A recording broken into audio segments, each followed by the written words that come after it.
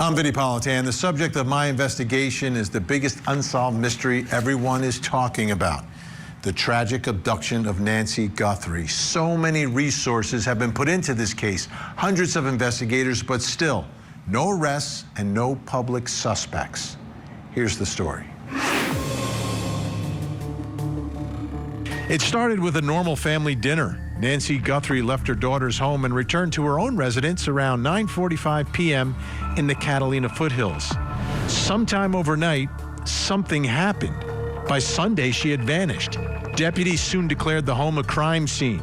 Evidence suggests she did not leave voluntarily. Blood confirmed to be hers was located outside. Surveillance video captured a masked individual on the property during the night. The FBI has joined the investigation. Ransom letters have circulated publicly but remain unverified. Nancy's daughter, Savannah, a familiar face to millions, now finds herself in a deeply personal nightmare. And the question remains, where is Nancy? And it's a confusing case because there are a lot of aspects of this and what has transpired and what's known publicly that don't seem to make sense. And we're going to spend the next hour looking at some of those things that don't seem to make sense. Let's bring in Court TV field reporter Cody Thomas. Cody, I want to start with the family, Annie Guthrie, and her car. What's been going on with Annie Guthrie's vehicle? Well, yeah, Vinny, we know there was a lot of initial questioning and speculation surrounding Annie Guthrie's car because it was seized and impounded just 3 days after her mother, Nancy Guthrie, was reported missing. Now, we know Annie was the last person to see Nancy alive that Saturday before Nancy was reported missing that Sunday, which, you know, that was cause for the questioning. But the sheriff went on record saying that seizing this car was just kind of normal procedure. Take a listen.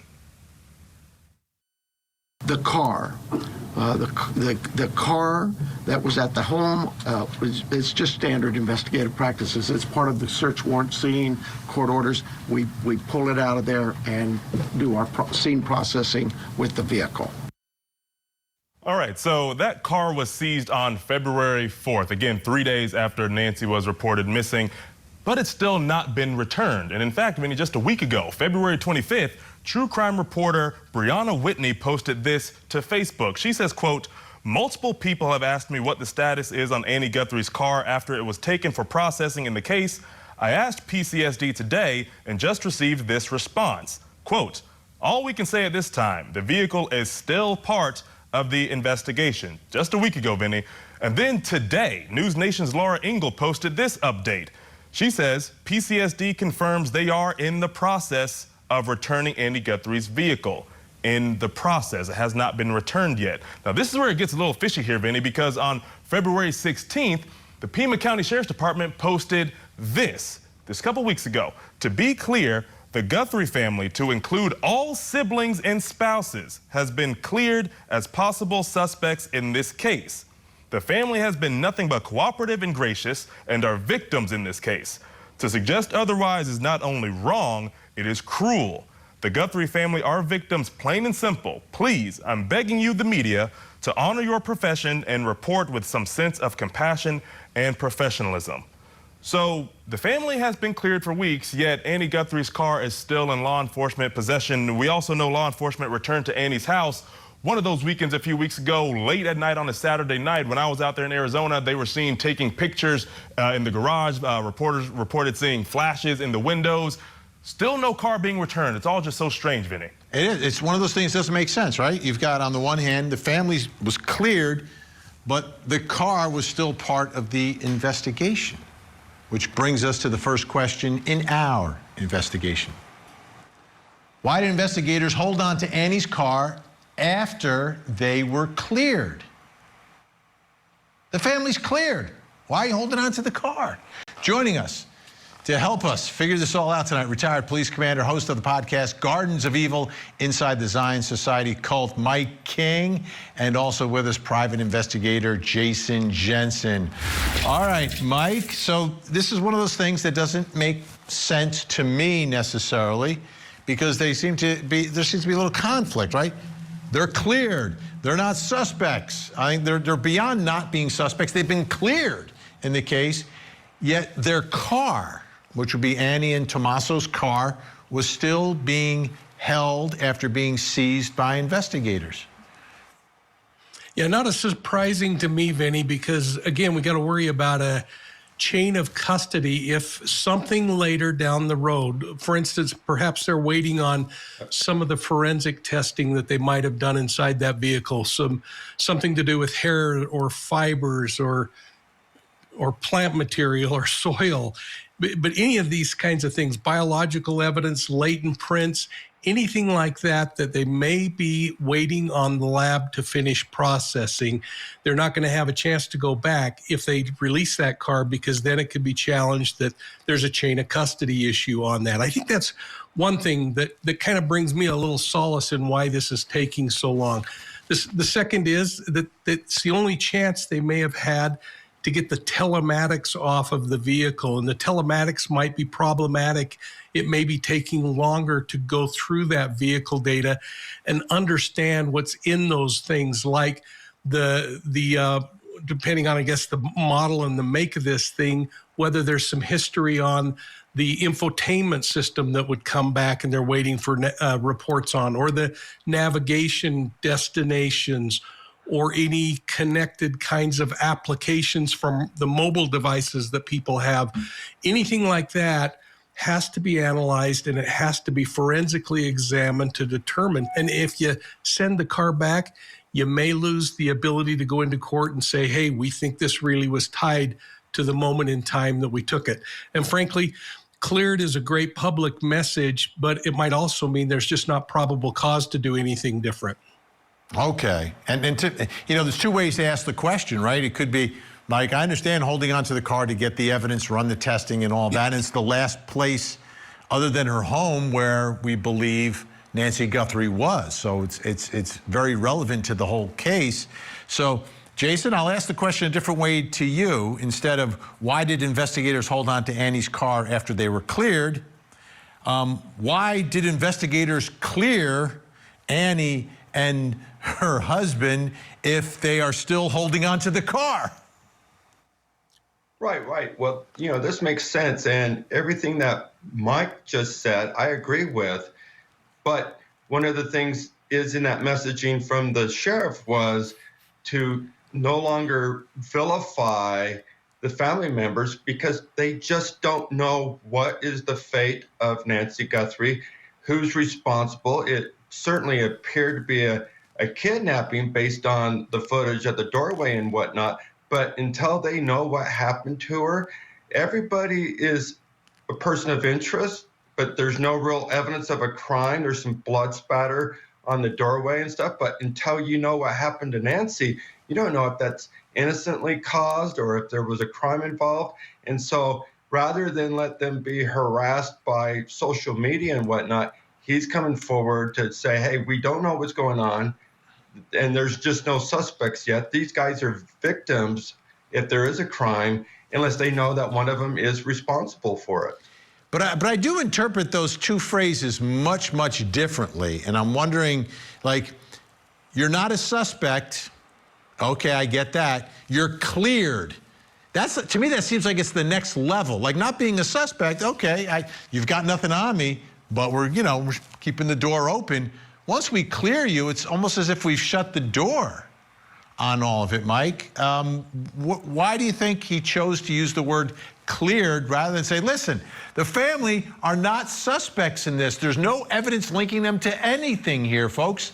They are not on our radar for having done this. Nothing is pointing to them, versus saying they're cleared. That's almost like a magic language. Everyone wants to be cleared. Yeah, I've got to agree with you, Vinnie, and it's really troubling. And it's been interesting to watch the sheriff as he releases information, almost like he's telling us what he thinks we want to hear, or maybe what the family or some pundit in the background might want to hear. And that's why I wish when those statements would come out, they would be a little more better. Frankly, I wish they were coming out in a printed form that both the federal partners and the state and local and the county attorney is agreeing on what you're going to release, because all of it seems like it could come back to haunt you, to say, hey, we said you were clear, but now we're focusing on you again, and we're not. And you know what, Vinnie, I keep scratching my head wondering, is there any possibility that it might also be just something to cause people to relax a little, pull a little of the pressure off where they really want to focus? And we just don't know. Yeah. I never thought of that. Could be a tactic, right? You're trying to loosen things up a little bit as well. And obviously, like he said what he said, Jason. So in the car, that's the last known place, but it's the last known place based upon the statements made by Annie and or her husband about what happened the prior day, about her, they're dropping her off and then they open the garage and then the garage closes and she goes inside. So is it possible they could be attempting to verify that somehow through the car itself? Like, if we know there's blood on the front stoop, obviously if any car is being used to transport her after she is taken from that home, you'd be looking for the blood, but they would have found that very quickly, I would think. Oh, but yes, indeed. They would have blood stains within the interior of the vehicle, because there seems to be quite a bit of blood in the stoop. So that is likely there because they had to stop long enough to lock the door or whatnot, close the door behind them. That's why there would be a concentration there at the doorway, but then there would likely be a trail to the vehicle or thereafter inside the vehicle. So if they're looking for blood stains within the car to verify that indeed Nancy was transported in the vehicle with injuries, that would make sense. But we just don't know what they're waiting on before they release the car. Yeah. And well, they say it's in the process, so that hopefully is good news for the family that, listen, we've been cleared and now our car's been cleared as well. That would be good news in all of this. All right. The other good news, Mike, Jason are staying with us. When we come back, why didn't the suspect bring something to remove that camera? Do you believe the perpetrator purposely took the camera? Don't know that. This is the story of the Richins. Eric, a father of 3, met an untimely end, and Corey, his widow, wrote a children's book on grief. She's also charged now with his murder. He was faced with betrayal and terror. I know her innocence. Is their story a tragic romance? Or a twisted tale of grief? The truth will come out. The Grief Author Murder Trial. Live coverage weekday mornings, 8/7 Central on Court TV. Restorer. We noticed that the camera on the front of the house is missing. Do you believe the perpetrator purposely took the camera? Don't know that. We're looking into that as well. Oh, that doorbell camera. There's so much about that just doesn't make sense to me.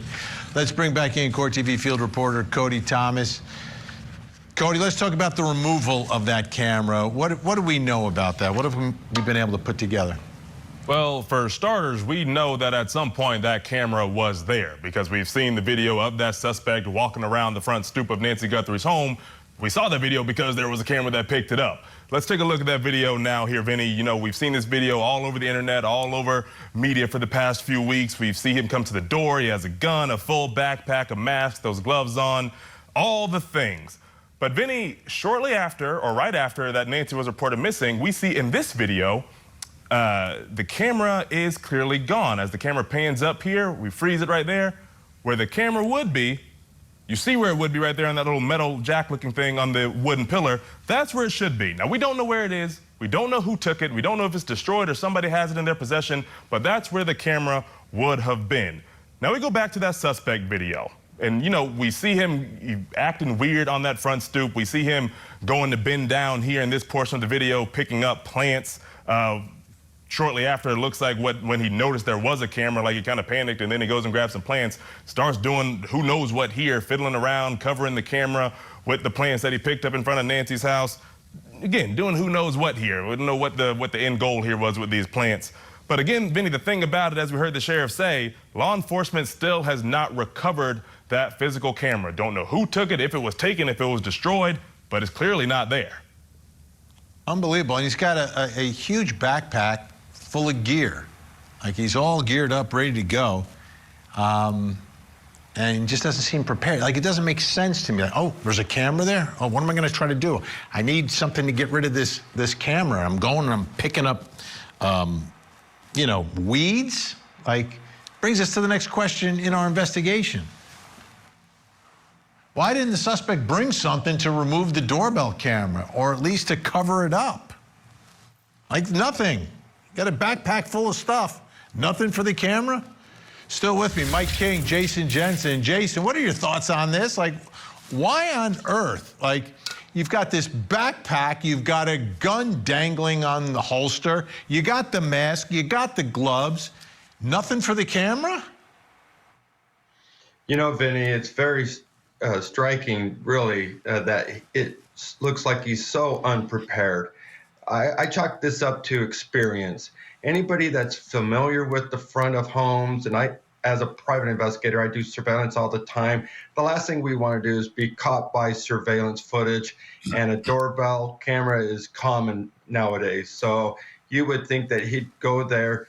If he's experienced, he'd be prepared to anticipate a camera of some type, either disable it by breaking it or spray paint, you know, over the lens or something, not just scramble around looking for weeds. That just seems so unnecessary and a lack of preparedness for sure.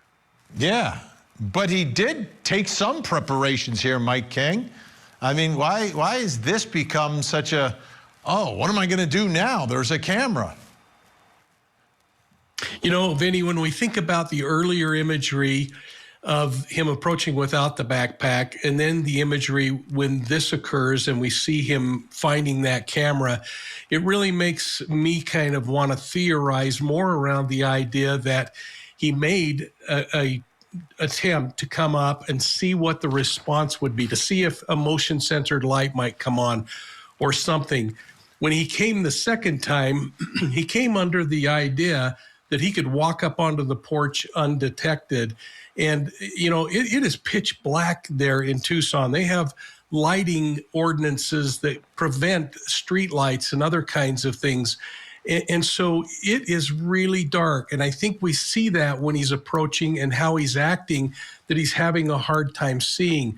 I think it speaks also to what Jason was saying, and that is that I think there was a lot of fantasy involved in this. There was a lot of preparation. There was a lot of thought in putting gloves on and a mask and strapping on his sidearm and swaggering in. But all of a sudden he sees that camera and everything short circuits. So this disorganized fantasy mind he was working from suddenly becomes disorganized, and he's trying to figure out, what am I going to do next?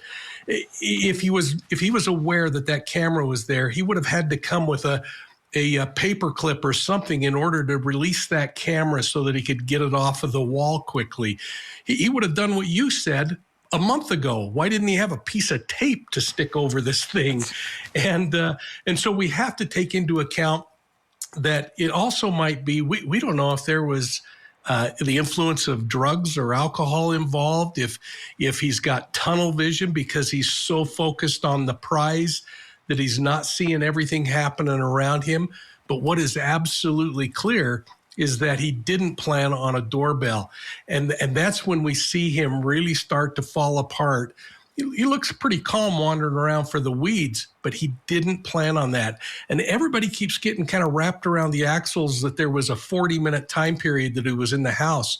Maybe he wasn't, Vinnie. Maybe he ripped that doorbell off and then he went out into the cover and concealment of night and waited for 30 or 40 minutes to see if a police officer drove up or if somebody turned the lights on in the house.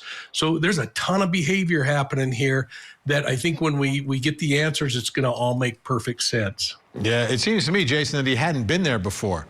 and either had the mission without really scouting it out, or was getting bad information from someone else who scouted out the location. Right, I would think that if you had cased the place beforehand, and oftentimes when I do a surveillance at a residence, I will go there during the daytime just so that I can see if there's, cameras on the eaves of the house, or there's a doorbell camera at the near the handle of the door, because you want to be able to rule out all the possibilities of a mistake occurring before you go there in the dead of the night. Mike King, I just want to go on a stakeout with Jason Jensen now.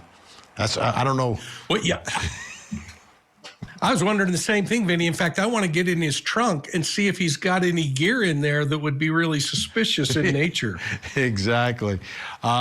This case, there's just so many aspects of it that are not making sense, and this is another one of them. But you guys are making sense. Big thanks, Mike King, Gardens of Evil Inside the Zion Society Cult. Download it like hundreds of thousands of people already have, folks, or maybe it's in the millions already. It's probably in the millions. I haven't checked recently. Jason Jensen, private investigator, great to have you on as well. We'll see you guys soon. Still to come, why are these two pictures different?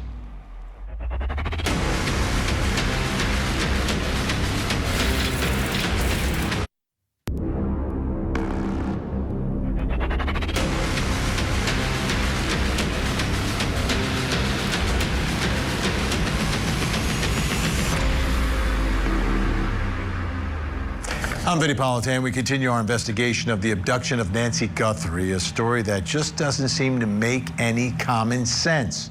Who kidnaps an 84-year-old with a celebrity daughter? You have to understand the whole nation will be looking for you. What could possibly be the motivation here? Here's the story. The Catalina foothills are known for quiet luxury and calm desert nights, but now the area is the focus of a high-profile investigation. 84-year-old Nancy Guthrie disappeared after last being seen on Saturday, January 31st. When she failed to appear for church Sunday morning, her family discovered something was wrong and called police. Detectives say evidence indicates an abduction. Blood identified as Nancy's was found at the home. Security systems were disabled. A masked figure was recorded outside overnight. The FBI is now assisting, but no suspect has been publicly identified. And as tips pour in from across the country, the mystery only deepens. Throughout this hour, we've been going through parts of this story that just don't make sense. Let's bring back in Court TV field reporter Cody Thomas. Cody, now we've seen two different images of what the suspect looks like on that front porch. Can you go over that and remind us of some of the differences here? Yeah, so, we've all seen the images from the night that Nancy went missing of the suspect, pulling the weeds and putting the weeds over the camera. We've seen that video several times, but there's also another image of that suspect out front looking a little bit different. Now, let's look at both of them and compare the two here. And when we look at the comparisons, Vinny, on the left, that's what we've seen a lot. It's been plastered everywhere. But you see the image on the right, and what jumps out at me is a major difference. On the right, he doesn't have a backpack on. He doesn't have the gun hanging in front of him. Neither of those things, though. That's pretty huge to me. He's unarmed, and he doesn't have that backpack full of whatever he had in it, his equipment or whatever. But what's also unclear about the image on the right is the date that took place. We know the image on the left, they say that's from the night she went missing, which would be February 1st. Don't know about the image on the right. But in a post from February 10th, FBI Phoenix, they said in part, as of this morning, law enforcement uncovered these previously inaccessible new images showing an armed individual appearing to have tampered with the camera at Nancy Guthrie's front door the morning of her disappearance. Now, we see those images. Those are images that we've seen night from when Nancy was reported missing. We go on from the same day. FBI Director Kash Patel, in a similar post, said, or he referred to the other image. He said in part, additional recovered images from the same camera at Nancy Guthrie's front door the morning of her disappearance, including two videos of the individual. Now, he's referring to the image that was on the right in the comparison image that we had up just a little bit earlier. Now, here's where things start to get a little dicey and start to sway here, Vinny.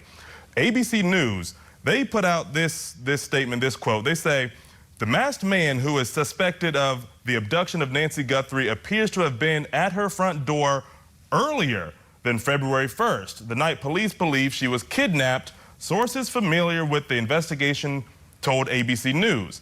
The image the FBI released of the suspect at her front door without a backpack was captured by her Nest doorbell camera on a day before the suspected abduction, the sources said. So, Vinny, here we are, over a month into this investigation, and we're still up in the air about dates on when this suspect could have been there, whether it was before February 1st, whether he, whenever that was, weeks before, days before. We are still up in the air, even though we're weeks into this investigation. Yeah, again, another one of those things not making a lot of sense. Usually video evidence makes a lot of sense. It's time-stamped, but the way these things were extracted by Google has left some question marks, and you don't see it on, sometimes you even see it on the video itself, the timestamp. Okay, that brings us to the next question in our investigation about these images. Looking at why are these two pictures different? Why is he dressed that way on the left and this way on the right? What exactly is going on here? Here to help with the investigation, we have the host of Hillbilly Crime on YouTube, Elizabeth Jones, and East Coast contributor for Los Angeles Magazine, Lauren Conlin, is with us as well. Great to see you both. All right, Lauren, what are your theories here about why in one image, no backpack, no gun, and in the other one, he's got everything? Oh my gosh, Vinny, where do I even begin with this? I mean, I think it's interesting, first of all, that the Pima County Sheriff's Office seemingly went out of their way to let us know that there is no indication that these photographs were taken on different days. I mean, they made an Twitter post about this, saying like it's all purely speculation here. So, everybody stop speculating is essentially what they're saying. And this whole case has been speculation, in my opinion. And so I'm going to go on further here. But I mean, there's so many reasons that we could list here. I mean, the suspect stashed the gear. He canvassed the area. He saw what he needed to do to possibly get inside, and he decided to come back. I mean, I almost hate guessing, Vinny, just because I feel like we're going in circles, and as much information that I don't necessarily feel that's been helpful that the sheriff has given us, I do get confused as to why we don't have more information about this individual, because I believe that they do. I believe they are holding on to that, and that is fine. That is their right. That is their job. They don't necessarily owe us anything.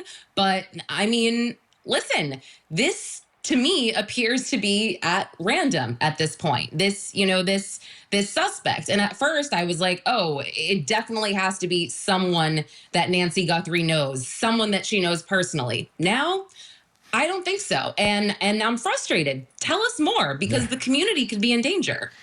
Elizabeth, the other thing, looking at the two images, if the one without the backpack is beforehand, it would seem if he made a prior trip there, he would have been more prepared for the camera, which he didn't seem to be so prepared for at the time that he's wearing the backpack, that he's almost not surprised, but not prepared to deal with it, and is like, going and literally diving into the weeds trying to do something with this camera. What are your thoughts about the two different images of this suspect? Are we sure that it's even the same person? Could that be two different people? I don't know. The one shot is further away, so you don't see the eyes necessarily, but all the clothing appears very similar.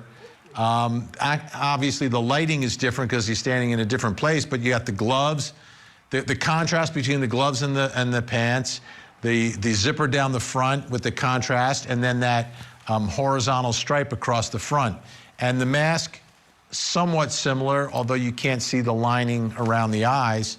To me, that appears the same. The build seems kind of the same. Are you seeing differences here, Elizabeth?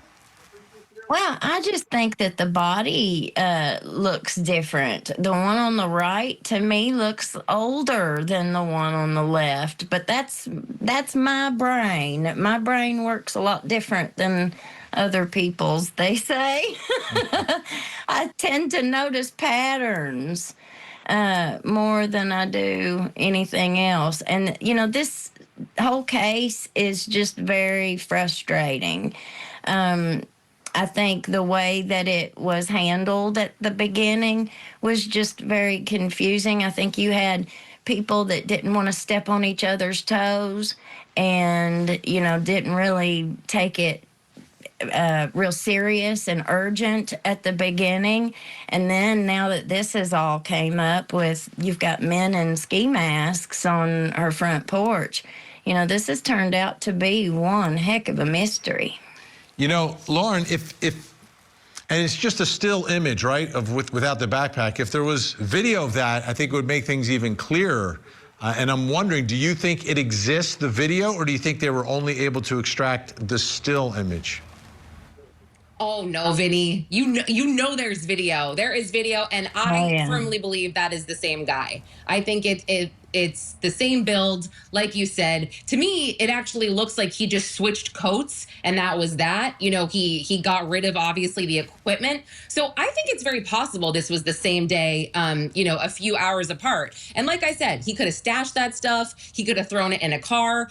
I still believe that more than one person did this. Maybe he pushed the stuff off on somebody else. But I really want to see him walk. I feel like something very important to investigators, you know, is mannerisms of these suspects. And so if we could see more on that video of him walking and his mannerisms, maybe somebody in the area would say, you know what, that kind of looks like my kid's teacher, or, you know, whatever. Sorry. So again, I go back to saying they're sharing things with us, but just not things that I find to be important to the investigation. I mean, talking about the glove that actually matches the DNA of a restaurant worker, it's like, okay, didn't you guys say that this is going to take almost a year, months, whatever? It's like, what do you? I hate to come down on the people that protect us, so I don't want to do that. But I feel like I kind of already did. But it has gone unsolved, and it's over a month, and it was an abduction, so time was very important in all of this.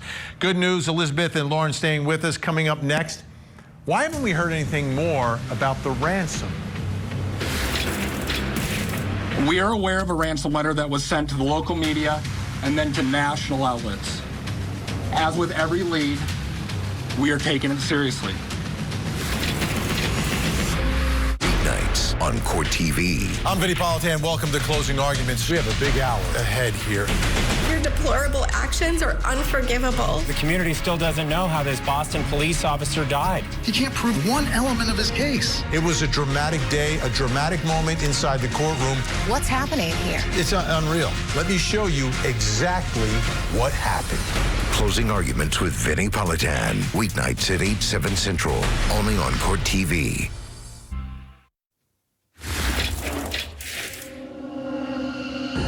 Everyone is looking for you, Mommy. Everywhere. We will not rest. Your children will not rest until we are together again. We are aware of a ransom letter that was sent to the local media and then to national outlets. As with every lead, we are taking it seriously. Whoever is out there holding our mother, we want to hear from you. We haven't heard anything directly. We need you to reach out, and we need a way to communicate with you so we can move forward. When this story first broke, it was about the abduction, then it was about kidnapping. What is going on here? And that's what the discussion was. Here we are a month later, and it's like, huh? Let's bring back in Court TV field reporter Cody Thomas. Let's go back. Let's go back to when everyone was talking about this and thought this was an abduction for money. Yeah, so we know that Nancy was reported missing on February 1st. 2 days later, on the 3rd, a ransom note is sent out to multiple media outlets, including TMZ. They were demanding millions in Bitcoin. Take a listen to the FBI during a press conference addressing these ransom letters. We are aware of a ransom letter that was sent to the local media and then to national outlets. as with every lead, we are taking it seriously. There have been, as far as we know, I think 3 ransom notes so far, 1 arrest. Are they all different? Or do you think there's different authors behind all of them? Or? So the one that went to the media is the one we are currently investigating and working on. The imposter that I talked about, where an arrest was made early this morning, that there will be more information. We believe there's no evidence to connect this to Nancy's case. It was someone that was trying to profit from it, a total imposter. All right, so they arrested an imposter trying to take advantage of the situation, but you heard him there say that initial ransom letter, that's the one they were taking seriously. Now, the thing about that letter is that it had a deadline, Vinny. It had a deadline of 5 p.m. February 5th, that same day that that press conference took place. Now, I mentioned that letter was sent to TMZ. Take a listen to TMZ founder Harvey Levin on Fox News' Hannity talking about how Savannah Guthrie, Nancy Guthrie's daughter, knew about the demands of this ransom letter. Take a listen. She knows exactly what the demand is. And so they are, through us telling the family, and obviously the Sheriff's Department gave the family the letter we received, exactly what they're demanding, and they're saying that Nancy is aware of it. All right, and TMZ also put this statement out saying, quote, the note, which was sent to us Tuesday morning, demands a specific substantial amount of Bitcoin. The amount is in the millions, and the note demands the cryptocurrency be sent to a specific Bitcoin address. TMZ has verified the Bitcoin address is real. And Vinny, we later found out that they were demanding $6 million in Bitcoin, that cryptocurrency. Now, I mentioned that deadline for February 5th. That initial deadline eventually passed, and then they pushed the deadline back to the following Monday, which would have been February 9th. Now, the weekend before that Monday, Savannah Guthrie posted this video to her Instagram saying that they will pay. Take a listen. We received your message, and we understand. We beg you now to return our mother to us so that we can celebrate with her. This is the only way we will have peace. This is very valuable to us, and we will pay. All right, so the biggest takeaway here, you got this ransom letter that the FBI was taking seriously. You had these 2 deadlines, a first deadline that passed and a second one, the deadline pushed back, that one passed, and now we're still here and nothing has happened. We haven't heard anything about ransom since then. We do know the Guthrie family has put out a reward of $1 million, but Vinny, that's about it. Again, this doesn't make sense. Cody, great work tonight. Thanks. Right? It's like, okay, there's a note. We're taking it seriously. Then there's a response from the family saying we will pay, the deadline's coming up, and then nothing. That brings us to the final question in our investigation this hour. Why haven't we heard anything more about the ransom? It's as if it never even happened. Right? Where we are now, it's like the ransom is an afterthought. Joining me, host of the true crime podcast, Pretty Lies and Alibis, it's Gigi McKelvey, and still with us, Lauren Conlin. All right, Gigi, what are your thoughts here? Why haven't we heard more about the ransom, and why did the deadline just pass, and it was as if it never happened? Yeah, that's the $1 million question. I think personally, if they discredited that ransom note, we probably would have heard about it. So to me, that leaves 2 options. Number one, either they have not traced where this came from, and I say in that case, go online and get some of these 15-year-old hackers that have shut down like Xbox for 2 weeks. They're really good at it.